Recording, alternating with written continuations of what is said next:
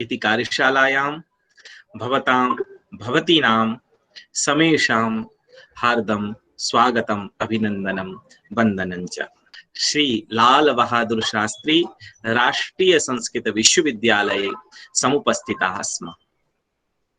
अस्य विश्वविद्यालयस्य परम यशस्विनः केन्द्रस्य विषये को न जानाति। अनेक वर्षेभ्यः केन्द्रमिदं संस्कृत क्षेत्रे शिक्षा क्षेत्रे च परम यशस्विन्याः प्रोफेसर अमिता पांडेय भारद्वाज महाशयानां मार्गदर्शने संप्रेरणे प्रवर्तमानमस्ति। प्रत्येकं कार्यं महोदयाय सुतराम् आदरणीयं प्रेरकं ज्ञानवर्धकं च भवति। तत्रैव कश्चन पदक्षेपः अयं कार्यक्रमः वर्तते। अत्र अस्मिन् कार्यक्रमे अहं केन्द्रपक्षतः विश्वविद्यालयपक्षतः भवतां समेषामपि जिज्ञासूनां ज्ञानपिपासूनां हार्दं हार्दं स्वागतम् अभिनंदनं वंदनं च करोमि। आप सभी ज्ञान के पिपासु महानुभावों का बहुत ही हृदय से स्वागत अभिनंदन और वंदन करते हैं और सर से निवेदन करता हूं कि आज की इस कार्यशाला में हमारे समुपस्थित सभी प्रतिभागियों का अवबोधन प्रबोधन और उनके ज्ञान को मणिमय प्रकाश में मंडित करें professor CPS Chauhan sir. Ex post facto research पर है, लेकिन मैं इन दोनों की एक्सपेरिमेंटल और एक्स फैक्टो रिसर्च की कंपैरेटिव स्टडी के बारे में बात करना चाहता हूं, क्योंकि इससे जो है बेसिक कॉन्सेप्ट ज्यादा क्लियर होंगे, इसलिए मैंने इन दोनों को साथ साथ रखा है। तो देखिए, इसमें आज के डिस्कशन में हम लोग एक तो दोनों का क्या मतलब है, एक्सपेरिमेंटल रिसर्च क्या है, एक्स पोस्ट फैक्टो क्या है, इन दोनों में क्या रिलेशनशिप है, इसके बाद कॉन्क्रीट एग्जांपल भी इनका एक दो हम बताएंगे कि ये इस तरह की होगी तो एक्सपेरिमेंटल रिसर्च होगी और दूसरी तरह की होगी तो एक्स पोस्ट फैक्टो होगी। और एक्स पोस्ट फैक्टो को कॉजल कंपैरेटिव रिसर्च भी कहते हैं, इसका दूसरा नाम है कॉजल कंपैरेटिव रिसर्च। इसके बाद हम इसमें जो वेरिएबल्स हैं, एक्सट्रानियस वेरिएबल्स, और उनको कैसे कंट्रोल करें, क्योंकि हम हर रिसर्च में कुछ न कुछ वेरिएबल्स ऐसे होते हैं जो डिपेंडेंट वेरिएबल असर डालते हैं, लेकिन हम उनको अपनी स्टडी में शामिल नहीं करते। तो ऐसे वेरिएबल्स को हम कहते हैं कि वो एक्सट्रेनियस वेरिएबल्स हैं, जिनको हमने रिसर्च में शामिल नहीं किया, लेकिन वो अपना कहीं ना कहीं कुछ न कुछ रोल रखते हैं। इसके बाद हम बात करेंगे कि रेंडमाइजेशन प्रोसेस है, इसका क्या रोल है इस तरह के वेरिएबल्स को कंट्रोल करने में।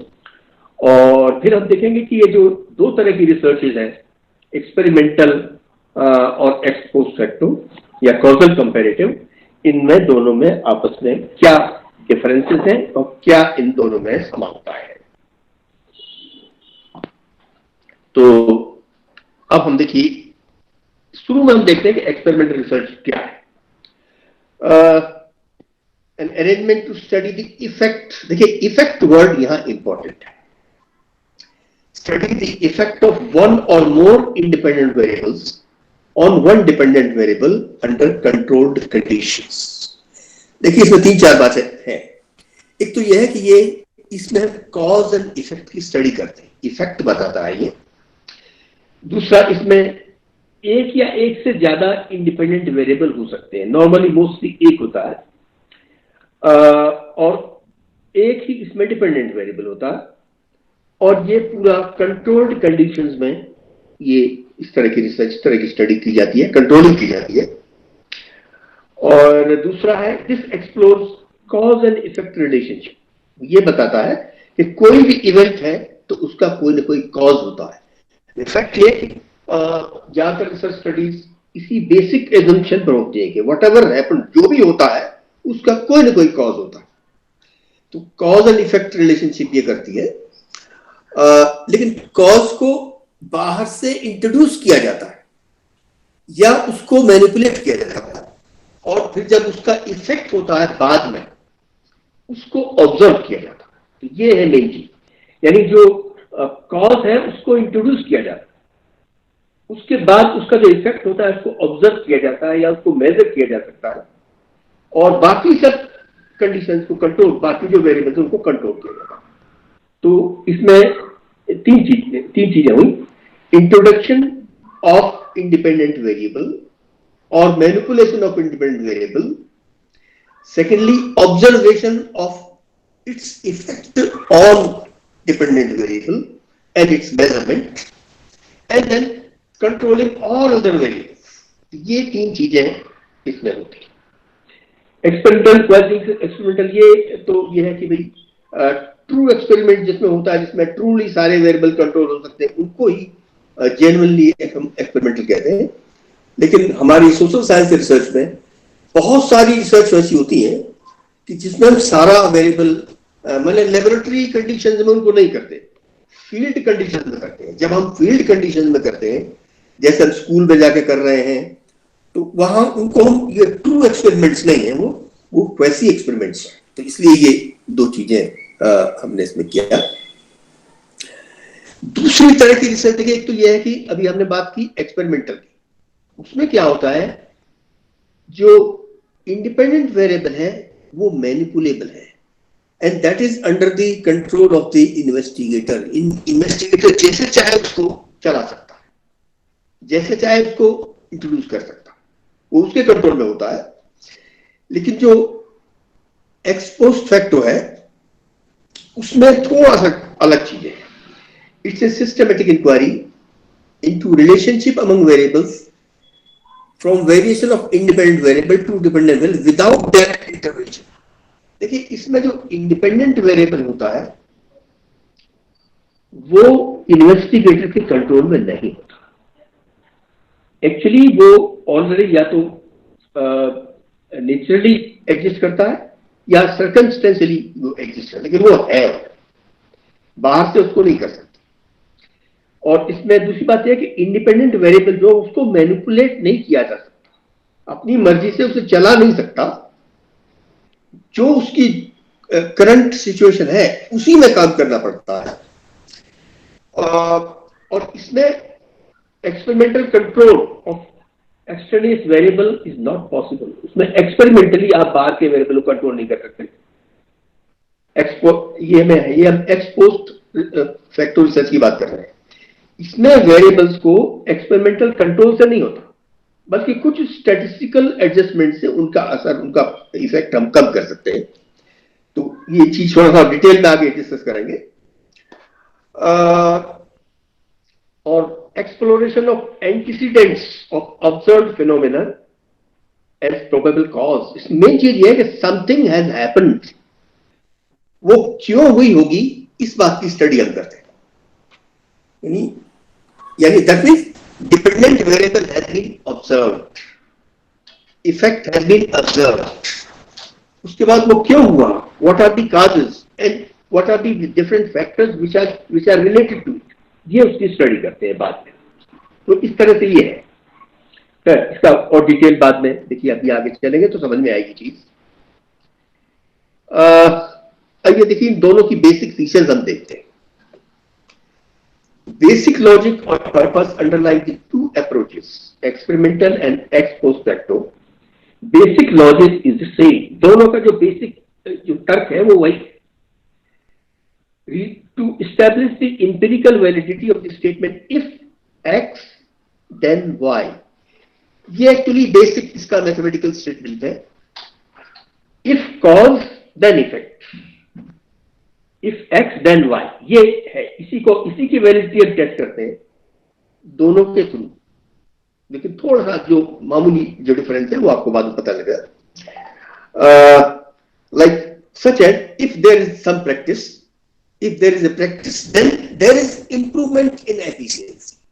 किसी भी चीज की प्रैक्टिस करने से उसके एफिशिएंसी में इंप्रूवमेंट होता है।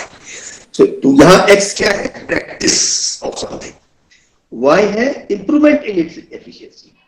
One is cause the other is effect. तो इस तरह की जो बेसिक इसमें एजम्पशन है वो होता है। Now in experimental method X is controlled by the researcher and can be manipulated as per need of the experiment. And Y is observed and measured. ये बेसिक एक्सपेरिमेंटल में है। जैसे मान लीजिए कोई इन्वेस्टिगेटर है, दो टीचिंग मेथड्स को वो टेस्ट करना चाहता है, कौन सा मेथड ए, मेथड बी, तो वो उन दोनों में कौन सा मेथड ज्यादा इफेक्टिव है ये देखना चाहता है। तो ये अब वो क्या करेगा, 2 ग्रुप लेगा या 3 ग्रुप लेगा, एक को कंट्रोल ग्रुप रखेगा, 3 ग्रुप लेकर वो एक को मेथड ए से उसको एक तो मेथड ए ट्रीटमेंट 1 कहते हैं, उसको मेथड ए से पढ़ाएगा, दूसरे को मेथड बी से पढ़ाएगा और तीसरे को वो ऐसे ही रहने देगा। अब देखिए यहां कंट्रोल में कैसे हम कहते हैं कौन से ग्रुप को वो मेथड ए देगा, कौन से को मेथड बी में रखेगा और किसको वो कंट्रोल करेगा। तीनों ग्रुप अगर है उसके पास तो अब इन्वेस्टिगेटर की मर्जी है किस ग्रुप को वो मेथड ए से पढ़ाए, किस ग्रुप को वो बी से पढ़ाए, किसको वो कंट्रोल में है। इसी चीज को कहते हैं कि ये कंट्रोल में है, जो इन्वेस्टिगेटर है उसके कंट्रोल में है वो वेरिएबल, वो जिस ग्रुप को चाहे उसको वो मेथड दे सकता है।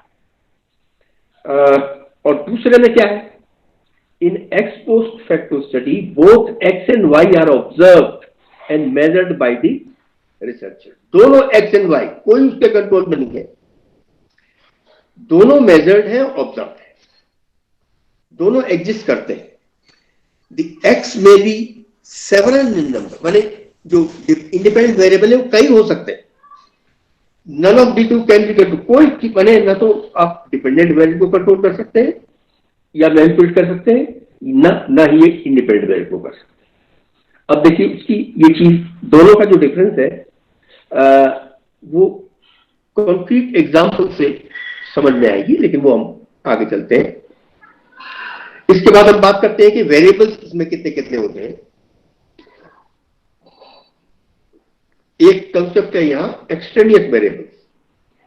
These are those factors in research which can potentially influence the outcome of the study, but they are not part of the study. ये मेन बात है। देखिए एक इंडिपेंडेंट वेरिएबल या 2 इंडिपेंडेंट वेरिएबल या और एक डिपेंडेंट वेरिएबल, बाकी बहुत सारे वेरिएबल्स हैं जो डिपेंडेंट वेरिएबल पर अपना असर डालते हैं, लेकिन उनको हम उस स्टडी में शामिल नहीं करते क्योंकि एक स्टडी में बहुत ज्यादा वेरिएबल शामिल नहीं किए जाते और जो डिपेंडेंट वेरिएबल होता है उसमें बहुत सारी चीजें होती है जो उस पर असर डालती हैं। तो कुछ ऐसे वेरिएबल्स जो डिपेंडेंट वेरिएबल पर अपना इफेक्ट डाल सकते हैं लेकिन उसको रिसर्च स्टडी में कंसीडर नहीं किया गया है, वो रिसर्च का हिस्सा नहीं है, उनको हम कहते हैं एक्सट्रेनियस वेरिएबल। अब यह है कि वो कहीं भी हो सकते हैं, वो उनका ऑपरेशन सिलेक्शन ऑफ केसेस, जब सिलेक्शन ऑफ सैंपल भी हो सकता है, सिलेक्शन ऑफ टूल्स में भी उनका असर हो सकता है, डेटा कलेक्शन में भी हो सकता है, एनालिसिस ऑफ डेटा में। यानी वो जो एक्सटर्नल फैक्टर्स हैं पूरी रिसर्च प्रोसेस में कहीं भी अपना असर डाल सकते हैं या पूरे प्रोसेस में भी अपना असर डाल सकते हैं, लेकिन उनको हमने स्टडी का पार्ट नहीं बनाया। लेकिन अब यह है कि उनको कंट्रोल करना चाहिए, क्योंकि बाद में अगर उनको कंट्रोल नहीं किया जाएगा तो बाद में यह तय करना मुश्किल हो जाएगा कि जो डिपेंडेंट वेरिएबल में इफेक्ट आया है वो इंडिपेंडेंट वेरिएबल की वजह से है या उन वेरिएबल्स की वजह से है जो हमारे स्टडी का हिस्सा नहीं। तो ये चीज जरा समझने की, क्योंकि साथ साथ जो इंडिपेंडेंट वेरिएबल है हमारा जिसको हम स्टडी कर रहे हैं वो भी डिपेंडेंट वेरिएबल पर अपना असर अपना इफेक्ट डाला, लेकिन जो वेरिएबल हमने कंट्रोल नहीं किए और जो असर डाल सकते हैं वो भी साथ साथ ऑपरेट कर रहे हैं। एंड रिजल्ट में हमें ये मालूम करना मुश्किल होगा कि जो इफेक्ट है कितना हमारे इंडिपेंडेंट वेरिएबल की वजह से और कितना एक्सटर्नल वेरिएबल की वजह से। तो ये इसमें इस वजह से जरूरी हो जाता है कि हम जो एक्सटर्नल वेरिएबल्स है, बाह्य वेरिएबल्स है, उनको जितना अधिक से अधिक चाहे कर सके उतना उसको कंट्रोल करें। तो ये है इसमें।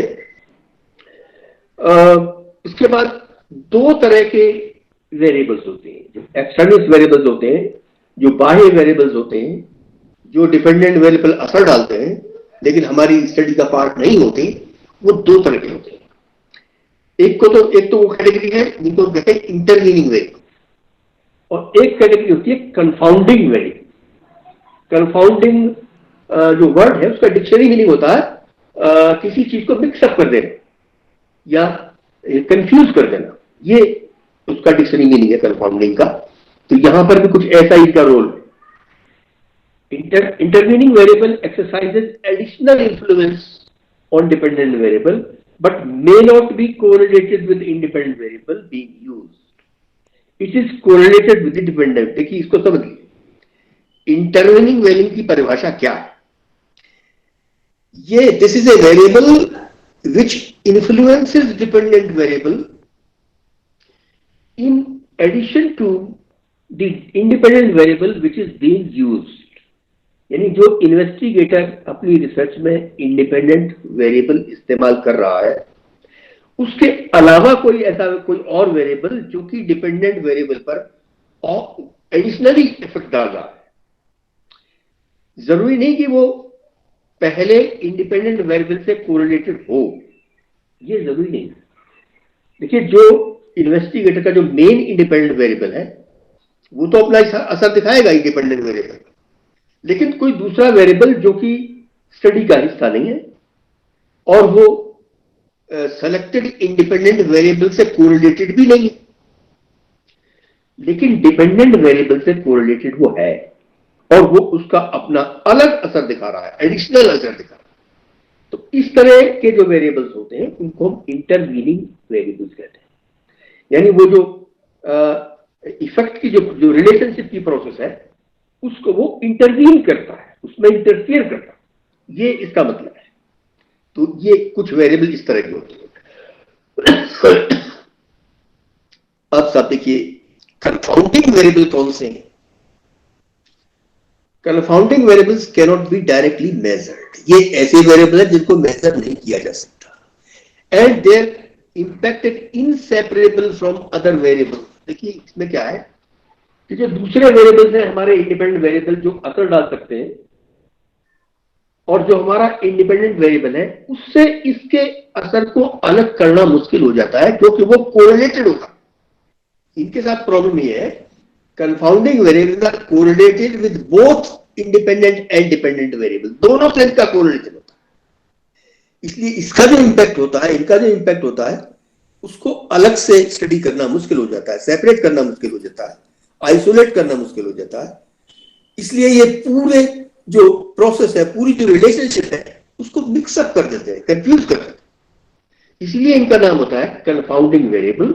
और ये ऐसे वेरिएबल है जिनको एक्सपेरिमेंटली कंट्रोल नहीं किया जा सकता, थोड़ा बहुत स्टैटिस्टिकली इनको एडजस्ट किया जा सकता है, तो वो आगे बात बताएंगे। तो अब हम देखते हैं कि जो वेरिएबल्स हैं, जो हमारे इंटरवीनिंग वेरिएबल और कंफाउंडिंग वेरिएबल्स हैं, जिनको मिलाकर हम एक्सट्रानियस वेरिएबल्स कहते हैं, उनको कंट्रोल कैसे करें। देखिए, हमारी रिसर्च में दो मेजर अप्रोचेस होती हैं इन वेरिएबल को कंट्रोल करने की। एक को हम कहते हैं एक्सपेरिमेंटल कंट्रोल और दूसरे को स्टैटिस्टिकल एडजस्टमेंट। ये दो मेजर अप्रोचेस है। अच्छा, एक्सपेरिमेंटल कंट्रोल में जो है इसमें तीन within experimental control there are three methods. One is elimination, यानी जिस वेरिएबल को आप कंट्रोल करना चाहते हो रिसर्च में, उसको पूरी तरह वहां से हटा दो। For example, if you want to control gender as a variable, आप चाहते हो मेरी स्टडी में जेंडर का इफेक्ट नहीं आना चाहिए या जेंडर का कोई रोल उसमें ना हो, तो हम क्या कर सकते हैं, जेंडर एज ए वेरिएबल हमको उसको पूरी तरह एलिमिनेट कर सकते हैं। कैसे? either you can conduct your research only on male subjects or only on females. तो जेंडर एलिमिनेट हो जाए, ये बात आप समझने की। एलिमिनेशन में क्या करते हैं, उसको वेरिएबल को हटा देते हैं, उसको वेरी नहीं करने देते, यानी जो हमारा पॉपुलेशन है उसको पूरी तरह से होमोजीनियस बना देते हैं, एक ही ग्रुप लेते हैं, तो ये इस तरह से एलिमिनेट करते हैं। और जैसे मान लो हम चाहते हैं कि intelligence as a variable interfere न करें, और हम उसको एक्सपेरिमेंटली कैसे कंट्रोल करें,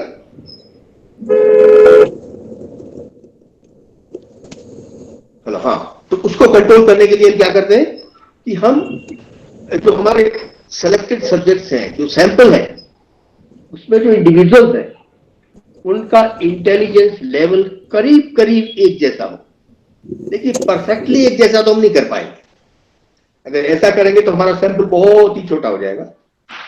तो अगर हम आईक्यू को कंट्रोल करना चाहते हैं तो हम ये कह सकते हैं, ठीक है, 110 आईक्यू से लेकर और 115 तक, इतने नैरो रेंज के आईक्यू लोगों को ही हम लेंगे, तो हम ये मानेंगे कि आईक्यू वेरी नहीं कर रही है, it is control.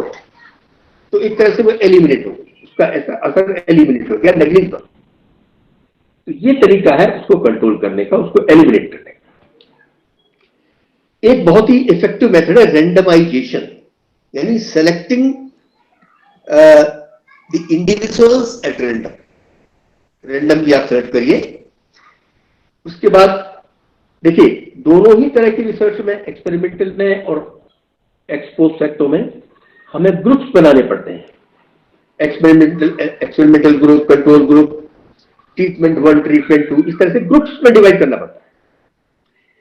So we divide people, individuals on those groups randomly, यानी कौन सा किस ग्रुप में जाएगा, कौन सा इंडिविजुअल किस ग्रुप में जाएगा, ये हम पहले से तय नहीं करते, बल्कि रैंडमली असाइन करते हैं। दूसरा, फिर जो ट्रीटमेंट हमारे हैं, मेथड 1, मेथड 2, वो किस ग्रुप को देना है ये भी हम रैंडमली तय करते हैं। तो जब ये दोनों चीजें हम करते हैं तो हम कहते हैं we are controlling extraneous variables by using randomization process. तो ये दोनों चीजें करनी होगी। उससे क्या होगा कि जो भी, क्योंकि एक्सटर्नेस वेरिएबल, इंटरवीनिंग वेरिएबल या कंफाउंडिंग वेरिएबल, ये नंबर में बहुत ज्यादा होते हैं, और कुछ को तो आप इजीली आइडेंटिफाई कर सकते हो। Possibly these are the variable which can interfere, 2-4 ऐसे होंगे, लेकिन वही नहीं होते, बहुत सारे और भी होते हैं।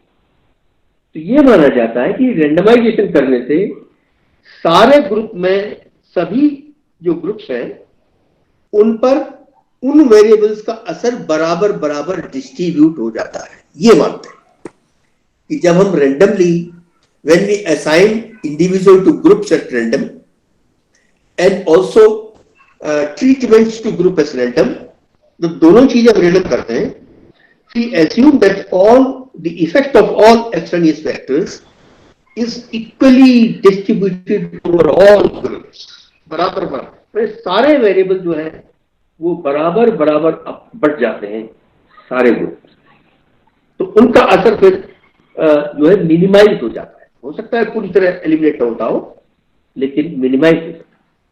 तो इसको, जो रेंडमाइजेशन मेथड है, इसको सबसे इफेक्टिव मेथड माना गया है। रिसर्च में हम ये मानते हैं कि ये सबसे अच्छा, सबसे इफेक्टिव मेथड है। तीसरा है मैचिंग, कि जिस वेरिएबल पर हम कंट्रोल करना चाहते हैं उनको दोनों या तीनों ग्रुप में बराबर बराबर बांट दें। जैसे मान लीजिए हम जेंडर को कंट्रोल करना चाहते हैं, तो हमें क्या करना पड़ेगा कि ग्रुप ए में हमने एक फीमेल रखा, तो हम ग्रुप बी में भी एक रखें, सी में भी एक रखें। फिर ग्रुप ए में हमने एक मेल को रखा, तो हम बी में भी एक मेल रखें, सी में भी रखें। यानी number of male and female subject should be same in all the 3 groups. इससे क्या होगा कि जेंडर एज ए वेरिएबल वो तीनों ग्रुप पर बराबर बराबर डिस्ट्रीब्यूट हो जाएगा। तो फिर क्या होगा कि जेंडर का असर उसमें नहीं आएगा, और आएगा तो बराबर बराबर होगा। तो जो डिफरेंस होगा ग्रुप्स में, उसमें जेंडर का कंट्रीब्यूशन नहीं होगा, और होगा तो बराबर होगा, इसलिए वो डिफरेंस में काउंट नहीं करेगा। तो इस तरह से हम तीसरा मैचिंग है। और इसमें भी अपनी प्रॉब्लम्स है मैचिंग, क्योंकि इसको इसलिए ज्यादा इफेक्टिव नहीं माना जाता कि मैचिंग आप एक आध वेरिएबल पर कर सकते हो, एक पे करो, बहुत करो तो दो वेरिएबल पर करो, उसके बाद फिर मैचिंग मुश्किल हो जाएगी। अगर मान लीजिए आपको 3-4 एक्स्ट्रानियस वेरिएबल्स पे मैचिंग करनी है और आपके 2 या 3 ग्रुप है, तो उसमें फिर मुश्किल होगी, और एक स्टेज के बाद सैंपल इतना छोटा हो जाएगा कि फिर उससे डिपेंडेबल रिजल्ट नहीं है। इसलिए मैचिंग को हम तभी इफेक्टिव मानते हैं कि जब हमको सिर्फ एक वेरिएबल ही मैच करना हो, या बहुत से बहुत 2 वेरिएबल करो, इससे ज्यादा में हम नहीं करते। तो इसलिए कहा जाता है कि रेंडमाइजेशन जो है वही सबसे अच्छा मेथड है।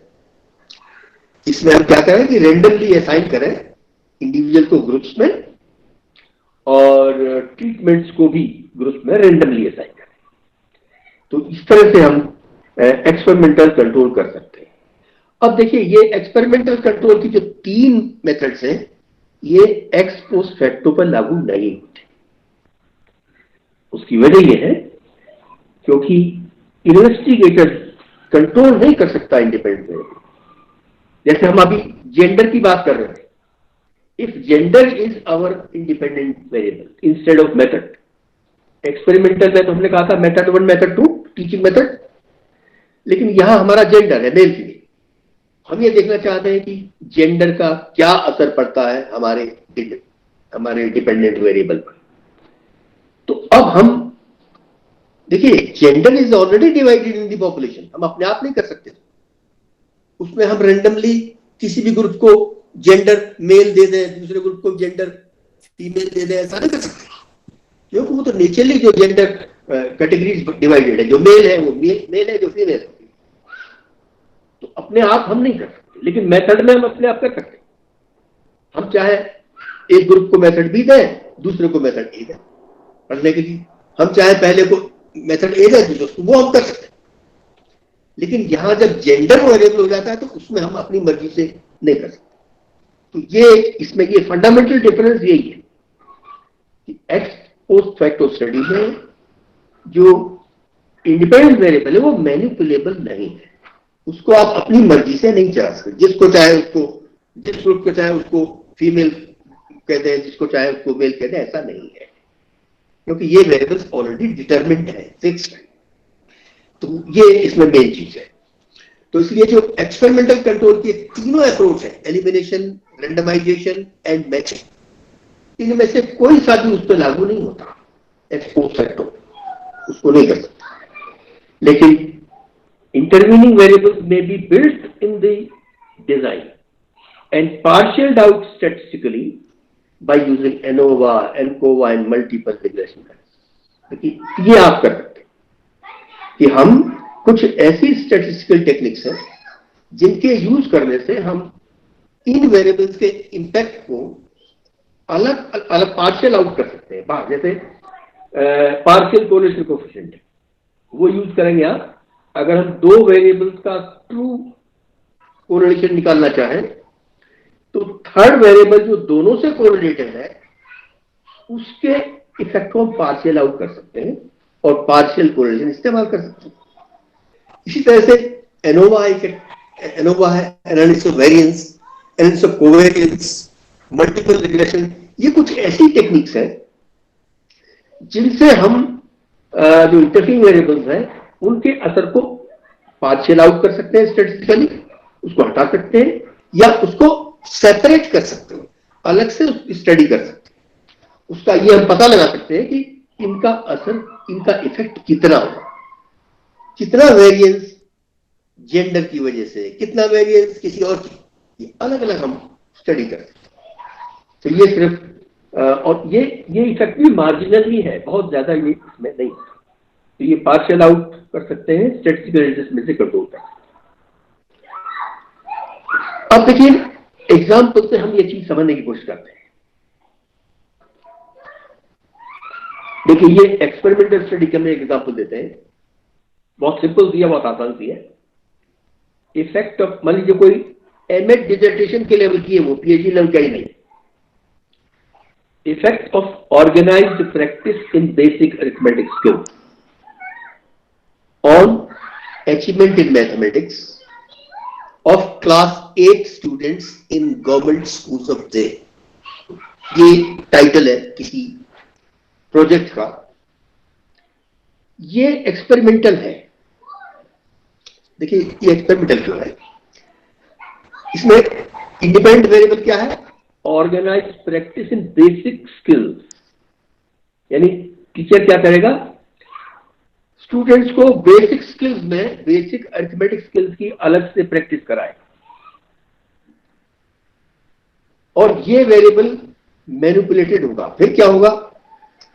जब वो इंपैक्ट देखेगा इसका, तो दो ग्रुप लेगा। एक ग्रुप में तो वे लोग होंगे, यानी दो ग्रुप लेगा वो।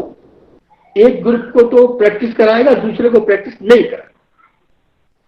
और वो ग्रुप कौन सा होगा वो रेंडमली चूज करेगा। और उसके बाद पोस्ट टेस्ट में देखेगा कि जिसको प्रैक्टिस कराई थी उस ग्रुप का अचीवमेंट दूसरे से बेहतर है या नहीं है। तो इस तरह से ये होगा। डिपेंडेंट वेरिएबल होगा achievement in mathematics observed and measured in terms of test scores. अब देखिए इसमें एक्सट्रानियस वेरिएबल कौन से हो सकते हैं? Gender, type of school, family background, parent education, mental ability and so many, बहुत सारे होते हैं। तो इनको अलग अलग कंट्रोल नहीं किया जा सकता, तो इसलिए कहते हैं कि रैंडमली असाइन करिए, जिससे कि जेंडर बराबर बराबर डिस्ट्रीब्यूट हो जाए, हर ग्रुप में इक्वल नंबर ऑफ मेल आए, इक्वल नंबर ऑफ फीमेल आए। Type of school, government school, private school, तो उसमें भी ग्रुप्स में भी ऐसा ही होना चाहिए। कुछ बच्चे ऐसे हो जो प्राइवेट स्कूल के, कुछ ऐसे हो जो गवर्नमेंट स्कूल के, या फिर एक ही स्कूल है एक ही टाइप का, तो टाइप ऑफ स्कूल अपने आप by method of elimination control हो गए।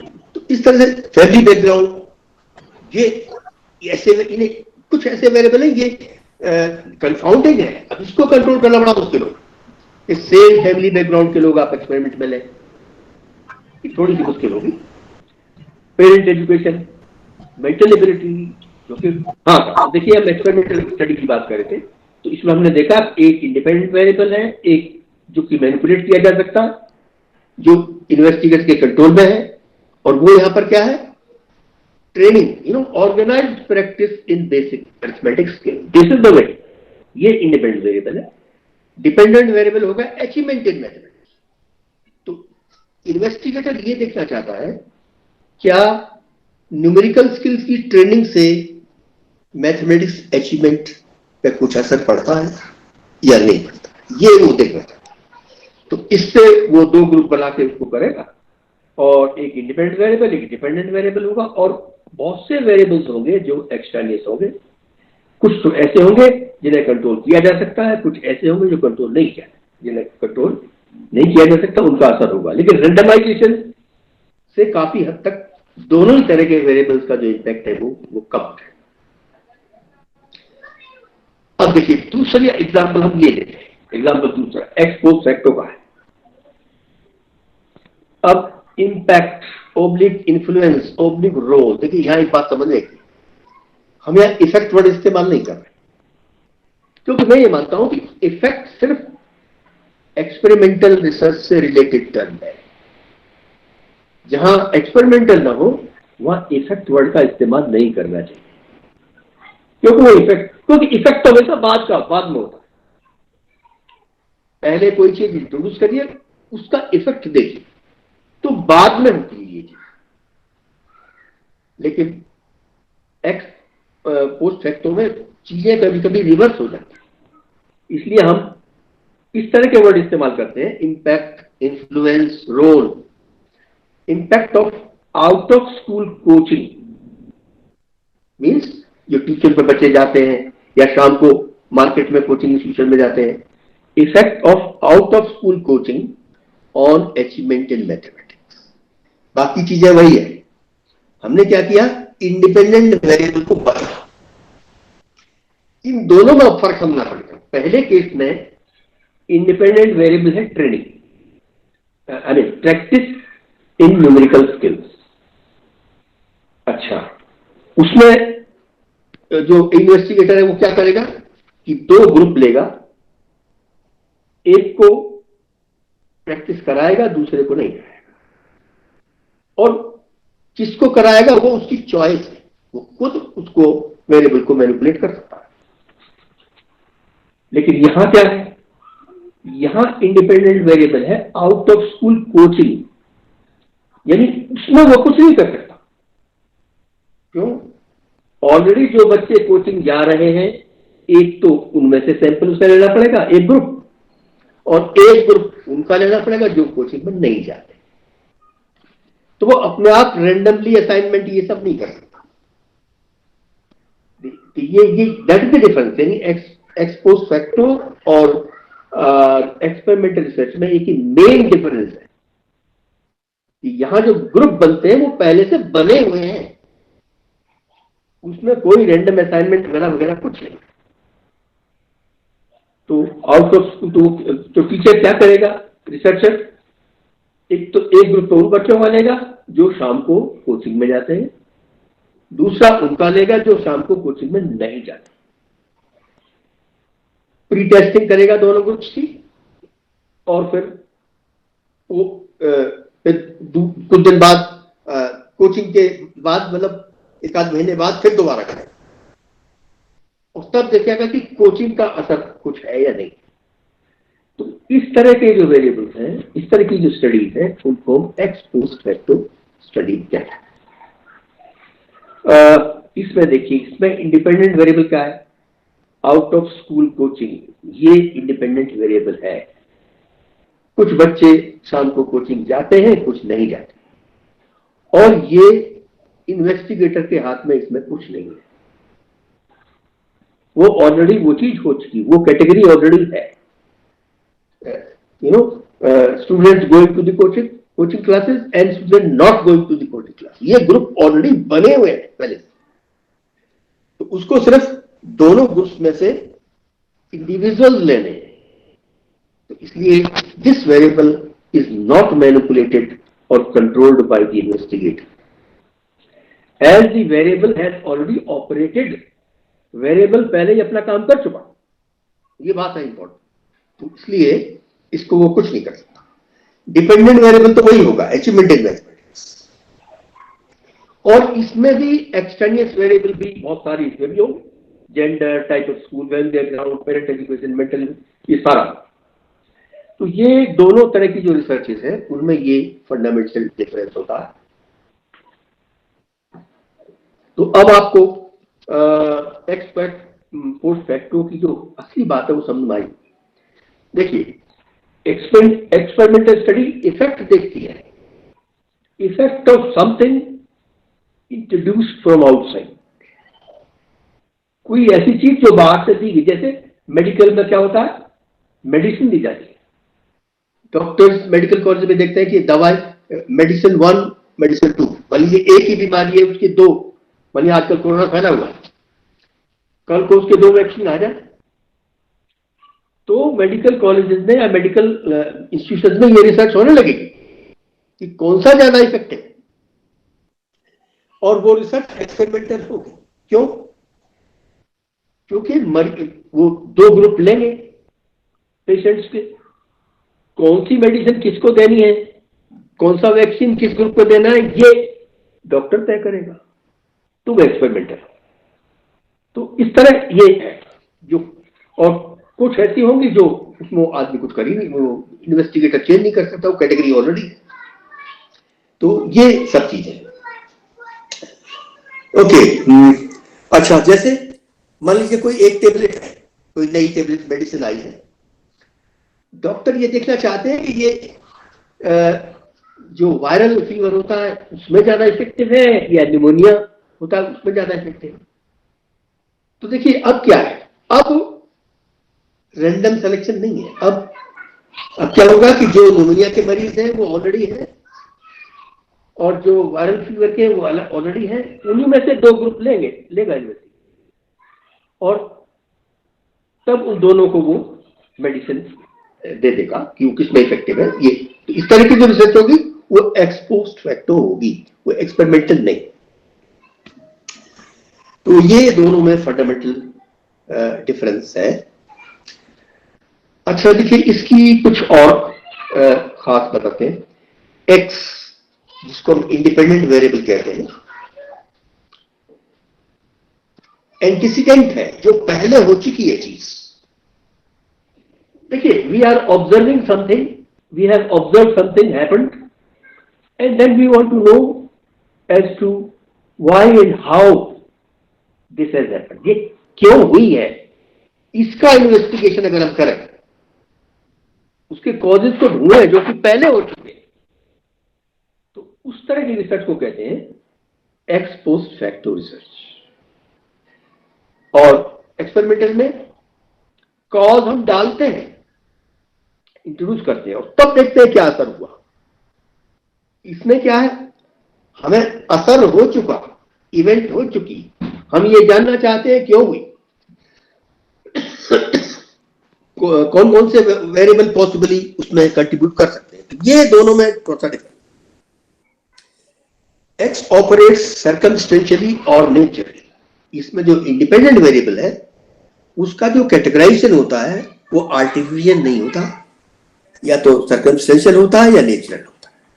जैसे जेंडर है, इसको ये डिफरेंशिएशन इन्वेस्टिगेटर नहीं इंट्रोड्यूस कर सकता, वो नेचुरली होता है। मेल होता है, फीमेल। रैंडम सैंपलिंग में be used to select subjects from population. Initially जब आप पॉपुलेशन से करते हो, सैंपल लेते हो, तो वहां आप रैंडम ले सकते हो, but randomness is not used for assigning subjects to groups or groups to treatment। यानी 2 ग्रुप में बांटे तो वहां randomness नहीं चलेगी। अगर आप सब्जेक्ट के 2 ग्रुप बनाए या 2 या 3 जितने भी ग्रुप बनाए कि आपको जरूरत है, तो वहां रैंडम असाइनमेंट आप नहीं कर सकते, और जब ट्रीटमेंट असाइन करें उसमें भी आप नहीं कर सकते। The relationship discovered may not be causal, ये भी बात इंपॉर्टेंट। ये जरूरी नहीं जो रिलेशनशिप में कॉजल हो। देखिए, थोड़ा सा इसमें हमें समझना पड़ता है कि रिलेशनशिप हमेशा कॉजल नहीं होती। जैसे हम देखते हैं कि जैसे बच्चे की हाइट बढ़ती, एज बढ़ती जाती है, तो उसकी हाइट भी बढ़ती जाती है। लेकिन एज हाइट बढ़ने का कॉज नहीं है, although they are correlated. height and weight are correlated. Sorry, height and age are correlated. Height and weight also correlated. जो बच्चे टॉल होते हैं वो हैवियर भी होते हैं। दोनों में ये रिलेशन कोरिलेशन तो है, लेकिन एक दूसरे का कॉज नहीं है। तो जो बच्चे लंबे होते हैं उनका वेट भी ज्यादा होता है, ये नहीं बताता कि हाइट वेट का कॉज है, दोनों का कॉज कुछ और है। ये बात समझ। तो ये रिलेशनशिप जो है कॉजल नहीं होती एक्स पोस्ट फैक्टो के केस में, लेकिन एक्सपेरिमेंट के केस में कॉजल होती है। वहां कॉज होता है इंडिपेंडेंट वेरिएबल इफेक्ट का, यहां कॉज होना जरूरी नहीं होता, सिर्फ रिलेशनशिप होता है। 2 इंडिपेंडेंट और डिपेंडेंट वेरिएबल में रिलेशनशिप होता है, कॉज हो भी सकता है और नहीं हो सकता। देखिए इसमें क्या है, the relationship discovered may not be causal, हो भी सकती है नहीं हो सकती, लेकिन एक्सपेरिमेंटल में नेसेसरी है कि वो कॉजल रिलेशनशिप ही हो। अच्छा, it may not be causal because there may be a number of uncontrolled variables other than independent one, single or in combination, which may have caused a variation in the dependent variable। ये बिल्कुल साफ साफ है कि बहुत सारे variable ऐसे हो सकते हैं, वो अकेले भी हो सकते हैं और कॉम्बिनेशन में भी हो सकते हैं, जो दोनों को वेरी करते हैं। इंडिपेंडेंट वेरिएबल पर भी असर डालते हैं और डिपेंडेंट पर भी असर डालते हैं, उनकी वजह से उसमें रिलेशनशिप आ सकती है। तो इसलिए ये कॉजल रिलेशनशिप हो भी सकती है, नहीं हो सकती। ये थोड़ा सा दोनों में डिफरेंस समझना पड़ेगा। अब थोड़ा सा और आगे, दोनों में both involve independent dependent variable, दोनों में ही इंडिपेंडेंट वेरिएबल होते हैं, डिपेंडेंट होते हैं। And results are influenced by external factor, ये दोनों केसेस में होता है। both study relationship between independent and dependent variable, but it is causal in case of experimental only, ये बता चुके। in ex post facto studies it is not necessary।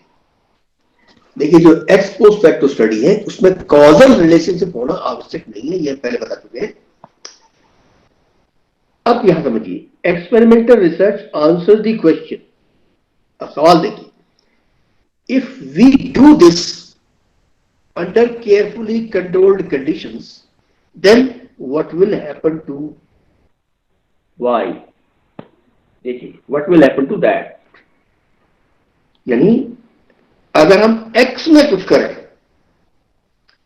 जो independent variable है वो इंट्रोड्यूस करें और वो कंट्रोल्ड कंडीशन में हो, तो डिपेंडेंट वेरिएबल y का क्या होगा, उस पर क्या असर पड़ेगा? इस सवाल को एक्सपेरिमेंटल रिसर्च आंसर करती है। और देखिए ये एक्सपर्ट पोस्ट फैक्टो फिर क्या करती है? Ex post facto research answer the question. इसको देखिए, if this has been observe to have happened, यानी वाई इसमें पहले आ गया, समथिंग इज हैपेंड, बारिश हुई है, पॉसिबली क्या क्या कॉज हो सकते हैं। देखिए ये उल्टा है, हमने कॉज इंट्रोड्यूस करके बारिश नहीं की, आर्टिफिशियल बारिश नहीं की। क्या है? बारिश हुई है, we have observe that rain has taken place. अब हम इन्वेस्टिगेट कर रहे हैं कि पॉसिबली क्या कारण रहे होंगे, what have been the reasons, if this has been observe to have happened, what have been its possible antecedents or correlates। cause word इस्तेमाल नहीं कर रहे हैं, देखिए हम cause word इस्तेमाल नहीं कर रहे, antecedents वर्ड इस्तेमाल कर रहे हैं कि जो चीज अब हुई है पॉसिबली उससे पहले होने वाली चीजें क्या है जो उससे रिलेटेड है, और जब भी वो चीजें होंगी there is a possibility that y will happen।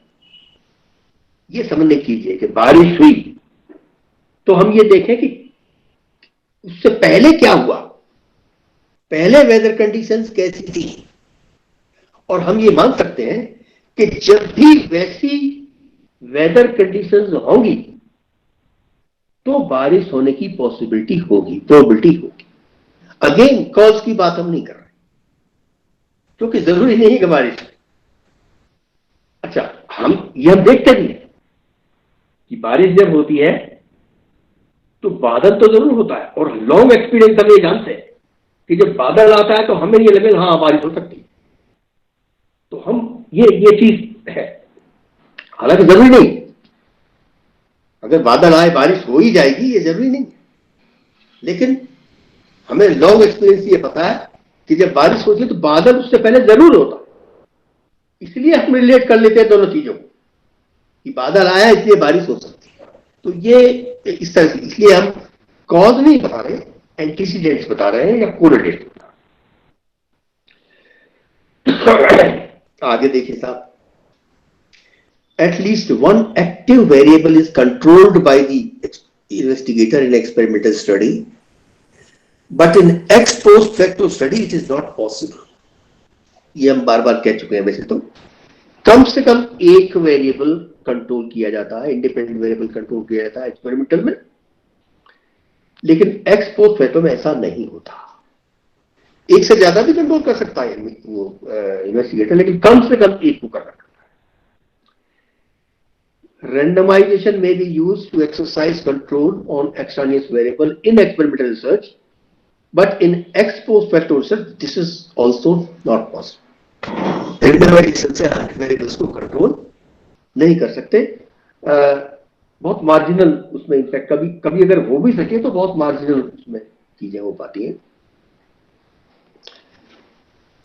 हाँ, variation in dependent variable due to variation in independent variable is observed after operation of active and treatment variable. देखिए ये इंपॉर्टेंट पॉइंट, एक्सपेरिमेंटल रिसर्च में जो effect होता है वो बाद में ऑब्जर्व किया जाता है, जब एक्टिव वेरिएबल ऑपरेट कर चुका होता है, जब ट्रीटमेंट वेरिएबल ऑपरेट कर चुका होता है, उसके बाद में उसका इफेक्ट पता चलता है.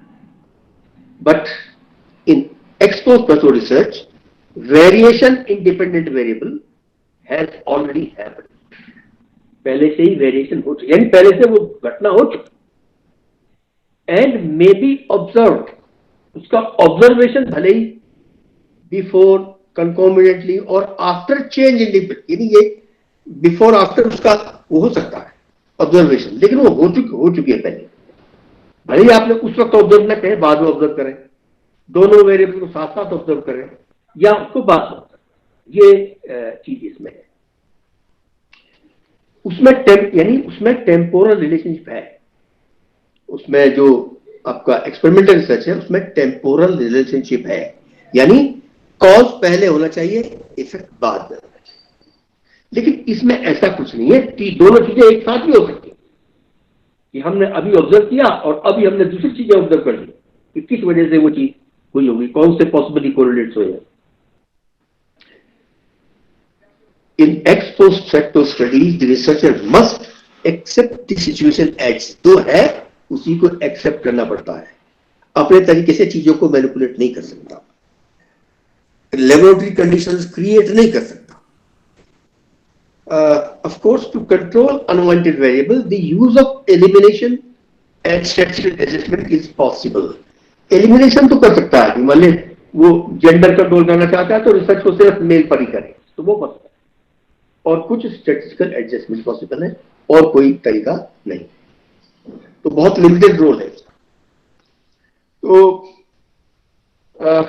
कुल मिलाकर हमें ये इंप्रेशन जाता है कि एक्सपेरिमेंटल रिसर्च जो है वो एक्स पोस्ट टाइप रिसर्च से बेहतर होती है.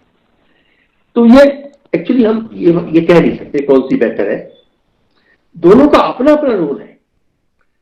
कुछ चीजें ऐसी होती हैं जो एक्सपेरिमेंटल रिसर्च से हो ही नहीं सकती, कुछ ऐसी होती हैं जो एक्स पोस्ट फैक्टो से नहीं हो सकती. तो ये दोनों का अपना अपना रोल है. Due to lack of control the role of extraneous factors in contaminating the results cannot be ruled out. There can be many explanations of a single output. ये हम एक्स पोस्ट फैक्टो की बात कर रहे हैं, क्योंकि इसमें हम कंट्रोल नहीं कर सकते वेरिएबल्स को, इसलिए जो रिजल्ट आता है इन डिपेंडेंट वेरिएबल जो हम ऑब्जर्व करते हैं वो प्योर फॉर्म में नहीं होता, उस पर बहुत सारे एक्सट्रानियस वेरिएबल्स का इफेक्ट भी होता है. वो कितना इंपॉर्टेंट है वो एक अलग विषय. और उसमें एक चीज और है, there can be many explanations of a single event. एक चीज का कई एक्सप्लेनेशन हो सकते हैं, क्योंकि बहुत सारे वेरिएबल ऑपरेट कर चुके होते हैं, इसलिए हम कह सकते हैं कि ये चेंज इस वेरिएबल की वजह से हो सकता है, उस वेरिएबल की वजह से हो सकता है, कुछ भी हम कह. तो ये चीज इसमें ये एक वीकनेस है, इसकी कमजोरी है. एक चीज में और है, investigator is tempted to accept or reject his hypothesis even if fact is something otherwise. ये एक्स पोस्ट फैक्टो में होता है, क्योंकि जब कुछ अलग रिजल्ट आता है हाइपोथेसिस के अलावा तो इन्वेस्टिगेटर को प्रॉब्लम होने लगती है. हम कई बार स्टूडेंट्स को देखते हैं कि जो वो जो उनकी एक्सपेक्टेशन थी कि रिजल्ट इस तरह का आएगा, आना चाहिए, वैसा नहीं आता, तो वो परेशान हो जाते हैं. और ये एक्स पोस्ट फैक्टो में ही होता है, एक्सपेरिमेंटल में नहीं होता. क्योंकि एक्सपेरिमेंटल में वो गैस कर ही नहीं सकता कि उसमें क्या हुआ। लेकिन एक्स पोस्ट फैक्टो में उसको कुछ कुछ उसकी हाइपोथेसिस होती है, कुछ उसको एजम्पशंस होते हैं कि उसमें ऐसा आना चाहिए क्योंकि प्रीवियस रिसर्च में ऐसा हुआ। लेकिन जब ऐसा नहीं होता तो उसको प्रॉब्लम होती है, and he is tempted to accept और reject his hypothesis even if fact is something otherwise. यानी कभी कभी नल हाइपोथेसिस को उसे रिजेक्ट करना पड़ता है, जबकि उसको लगता था कि ये रिजेक्ट नहीं होगी पहले, लेकिन वो रिजेक्ट करता है, ये कर देता है, और कभी कभी उसका उल्टा हो जाता है। तो हम ये कहेंगे there is a probability of committing type 1 and type 2 errors, उसमें प्रोबेबिलिटी होती है। कुल मिलाकर ये है कि टाइप 1 टाइप 2 एरर कमिट करने की probability x post facto research में एक्सपेरिमेंटल के मुकाबले ज्यादा। So sometimes we run the risk of misinterpreting results by accepting most obvious result to our expectation. तो कभी कभी हम गलत इंटरप्रिटेशन भी कर देते हैं चीजों का, ये देखकर कि उसमें हमारी एक्सपेक्टेशन क्या है, यानी अपना जो बायस होता है पहले से वो उसमें आ जाता है इंटरप्रिटेशन। लेकिन एक्सपेरिमेंटल में उसका चांस नहीं, क्योंकि वो तो आपके सामने है, वो आपने मैनिपुलेट किया वेरिएबल और उसका रिजल्ट जो आएगा वो उसमें होगा। तो इसमें कई चीजें हैं जो रिस्की है, लेकिन फिर भी ये सब होते हुए भी इसकी इंपॉर्टेंस है, बहुत इंपॉर्टेंस है। और if you survey researches in various disciplines in social sciences, sociology, psychology, education and other subjects, आप पाएंगे कि 70-80% जो रिसर्च है वो एक्स पोस्ट फैक्टो ही है। एक्सपेरिमेंटल रिसर्च बहुत कम होती है, बहुत कम लोग करते हैं एक्सपेरिमेंटल, उसकी अपनी वजह है, लेकिन एक्स पोस्ट फैक्टो रिसर्च है, इसकी बहुत सारी कमजोरियां हैं। Despite all weaknesses such studies must be conducted in social science and education। ये कह रहा है कि इतनी कमजोर होने के बाद भी एक्स पोस्ट फैक्टो रिसर्च करनी चाहिए। Where most research problems cannot be dealt with experimental, बहुत सारी चीजें हैं जहां एक्सपेरिमेंटल वर्क कर ही नहीं सकते, जैसे many variables like intelligence, aptitude, family background, personality, these variables cannot be experimentally manipulated। देखिए इंटेलिजेंस जितनी है आदमी की उतनी है, इसको आप एक्सपेरिमेंटली मैनिपुलेट नहीं कर सकते। दो ग्रुप बनाए, एक को अपने आप नहीं मान सकते कि ये हाई इंटेलिजेंस ग्रुप है, ये लो नहीं। अगर आपको बनाना भी है तो पहले से ही आपको इंटेलिजेंस मेजर करनी पड़ेगी, और जिनकी हाई आईक्यू आएगी उन्हीं को आप ऐड कर सकते हो, रैंडमली नहीं कर सकते। इसलिए बहुत सारे वेरिएबल्स हैं इनको आप मैनिपुलेट नहीं कर सकते, और अगर मैनिपुलेट नहीं कर सकते तो इसका मतलब ये नहीं है कि उस पर रिसर्च न करें, उस पर एक्स पोस्ट फैक्टो रिसर्च होगी, वही होगी, एक्सपेरिमेंटल रिसर्च उस पर नहीं हो सकती। मार्जिनल कंट्रोल और स्टैटिस्टिकल एडजस्टमेंट में help, but true control of external factors not, ये मैं बता चुका। मार्जिनल कंट्रोल हो सकता है लेकिन ट्रू कंट्रोल इसमें पॉसिबल नहीं है, और फिर भी इसमें ज्यादा रिसर्च होती है बहुत सारी, जैसे बहुत इंपॉर्टेंट रिसर्चेज हैं जो एक्स पोस्ट फैक्टो है, लेकिन आज तक उनको कोई रिफ्यूट नहीं कर पाया, जैसे पियाजेज कॉग्निटिव डेवलपमेंट, ये आप सब जानते हो, पियाजे की रिसर्च जिसमें उसने कॉग्निटिव डेवलपमेंट की स्टेजेस बताई हैं, और 40 साल तक अपने ही बच्चों के बिहेवियर को ऑब्जर्व किया, और उससे उसने कोरिलेट किया कि क्या क्या वजह हो सकती है जिससे बच्चा इस तरह के बिहेवियर करता।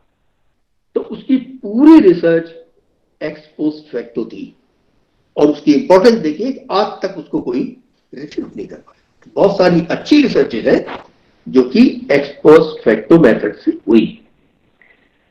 Review of literature would reveal that ex post facto studies quoted outnumber experimental studies। अगर आप काउंटिंग में पहले भी कह रहा था, एक्सपेरिमेंटल स्टडीज आपको बहुत कम मिलेंगी लिटरेचर में।